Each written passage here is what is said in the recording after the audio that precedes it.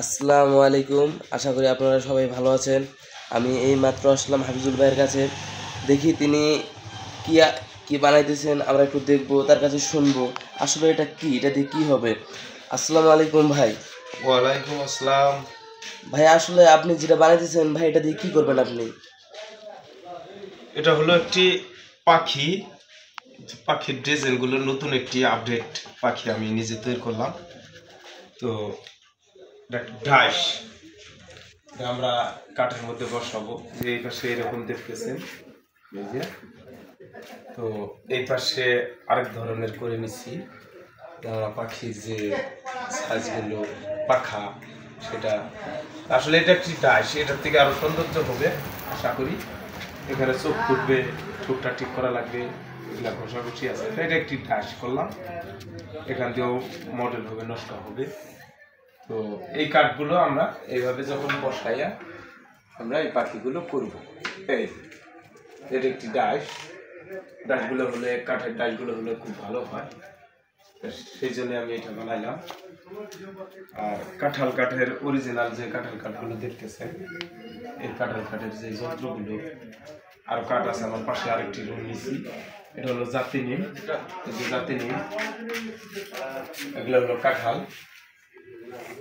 তো আসলে ভাই আপনার সাইডে একটা লাঠির মতন দেখা যাইতেছে ভাই, এটা আসলে আপনি কি করেন এটা দিয়ে? এটা তো আসলেই, এটা কি বলবো, যে যখন আমরা, এটা আসলে লাঠি।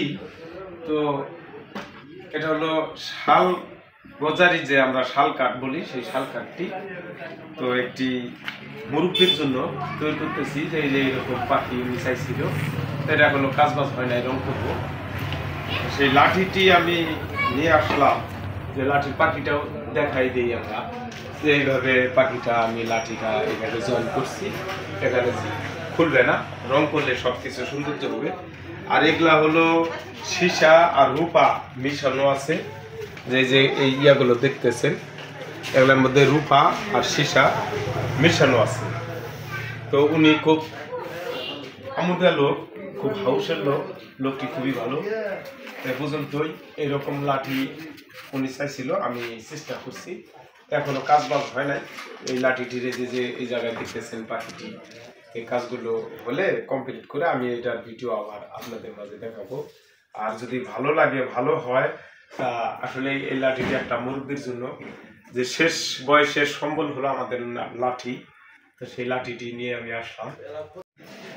ভাই আসলে এটা কি ভাই, আপনি এই ইয়ের উপরে যে দিয়েছেন, কাঠের উপরে দিয়েছেন ভাই, এটা কি আসলে? এটা একটি ডাইস, ডাইসগুলো দিয়ে আমরা এই দাগগুলো করে নেই। তো এই যে দাগটি হয়ে গেল, অরিজিনাল কাঁঠাল কাঠ। আর এটা দিয়ে, এটা বলছিলেন এর আগের প্রশ্ন করছিলেন, এখানে আমাদের 21 ইঞ্চির একটা মাপ আছে। যখন আমরা মাপ দিব, ঠিক এইভাবে আমরা একটি দাগ দিয়ে নিব।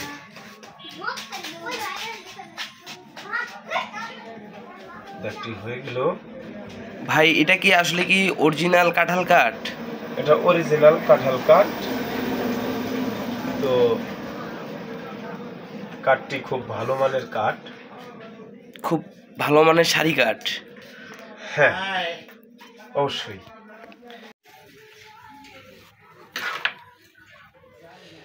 ভাই আমরা এই মুহূর্তে দেখতে পারলাম যে আপনি একটা দোতরা বানাইতেছেন, ওই দোতরাটা কমপ্লিট হয়েছে আর কি। আর আপনার কাঠগুলো অনেক সুন্দর দেখা যাইতেছে, কাঠের কালারগুলো অনেক সুন্দর। ভাই আমি মুগ্ধ হলাম আপনার কাঁঠাল কাঠগুলো দেখে।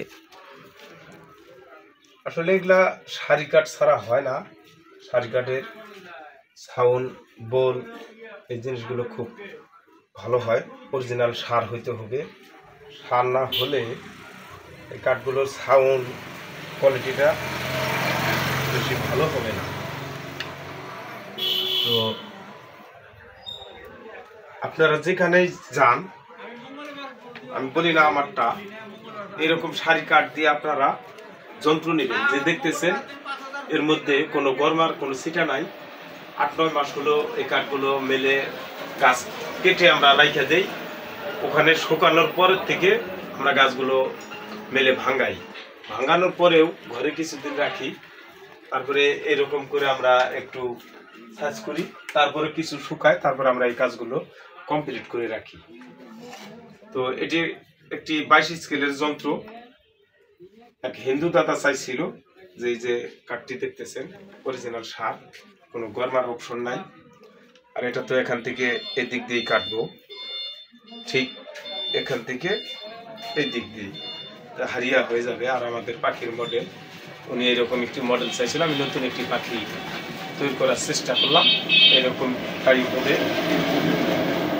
তো যদি আমার চ্যানেলটি দেখে আপনাদের ভালো লাগে বাজানোর ক্ষেত্রে, এবং যে দুতরাগুলো বানাইতেছি, দুতরা সরা সারিন্দা এবং হাত বয়া লাউয়ের যে আমরা লালন বসগুলো বানাই এগুলা, তো আশা করি আমার কাছে স্ক্রিনে দেওয়া নাম্বারে যোগাযোগ করবেন। সবাই ভালো থাকবেন, সুস্থ থাকবেন, আল্লাহ হাফেজ।